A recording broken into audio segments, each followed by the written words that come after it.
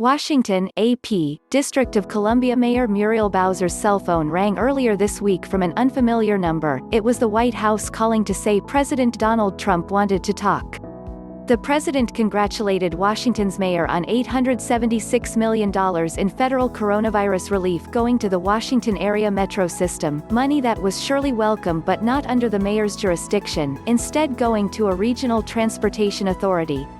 Bowser used the moment to remind Trump that the district, a city of 700,000 people that includes more than 150,000 federal workers, got $700 million less in coronavirus relief money than each of the 50 states because it was classified as a territory at Senate Republicans' insistence in the first round of federal relief passed by Congress.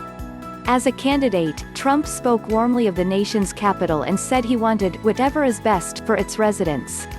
But over the course of his more than 3 years in office, a disconnect between the president and District of Columbia has emerged. The public differences have only become more stark during the pandemic. It is very important that the district is made whole, and that the district gets what it's owed, Bowser said this week after her talk with Trump. Aides to the mayor said Trump told Bowser her concerns were on his radar, but he made no commitments. Similarly, Trump told her the issue would be addressed when she initially complained about the matter during a White House conference call with governors in late March. The White House declined to comment. The pace of reopening after the coronavirus threat shut down activity around the nation also has been a point of contention between Washington and the White House. While the Trump administration has been pushing state and local governments to speed up reopening, Bowser insisted until recently that local infection numbers didn't justify any relaxation of her stay-home order. The district is easing its stay-at-home order next week, one of the last jurisdictions to begin reopening. But city and public health officials warn that the nation's capital will likely take months to fully come back to life. City officials said it remains unclear if students will be able to return to physical classrooms in the fall. The guarded approach stands in sharp contrast with comments from Trump, who on Friday demanded that state and local leaders allow houses of worship to reopen right now. Hours earlier, Bowser stressed it was crucial for residents to remain vigilant. Houses of worship will be allowed to hold gatherings of up to 10 people in the district's first phase of the reopening. And just after Trump spoke, Dr. Deborah Birx, the White House Coronavirus Task Force coordinator, said D.C., along with Chicago and Los Angeles, had experienced a long plateau in infections that administration officials were closely monitoring. The capital city's coronavirus death rate is higher than all but 4 states, New York, New Jersey, Massachusetts and Connecticut. There is a disconnect, said Eleanor Holmes Norton, the district's non-voting delegate in the U.S. House. The White House is looking at the economy and the money, and the mayor is looking at the science first. Bowser acknowledges the different approaches, but plays down any conflict with the Oval Office. She stresses that the city's reopening plan is based in part on White House task force guidelines, and Washington has consulted with Dr. Anthony Fauci, the federal government's top epidemiologist. The mayor added that she's been in contact with administration officials, as have other city representatives. "We want everything open," Bowser said. "And the way to get everything open is to have a measured and phased approach." It wasn't too long ago that Trump courted city leaders.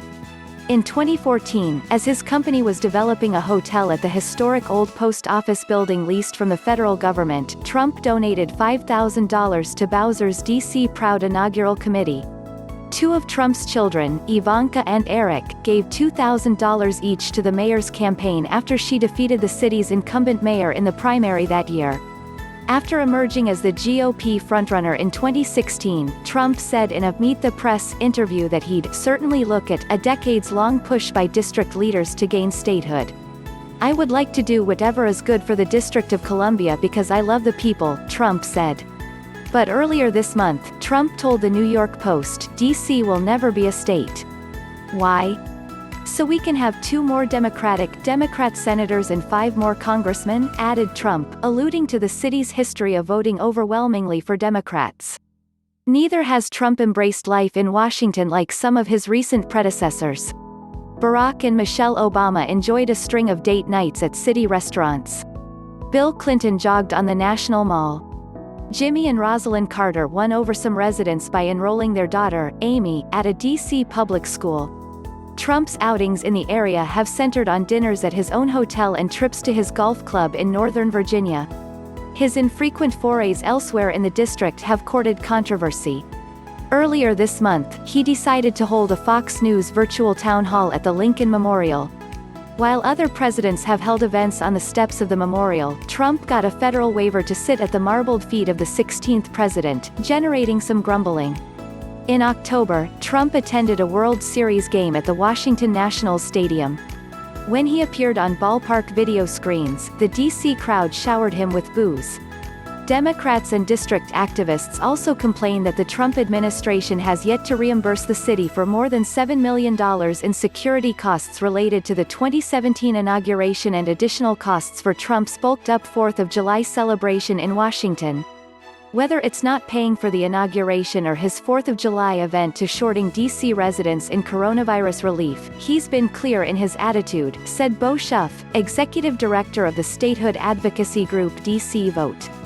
He just doesn't care about the people of D.C. From Yahoo!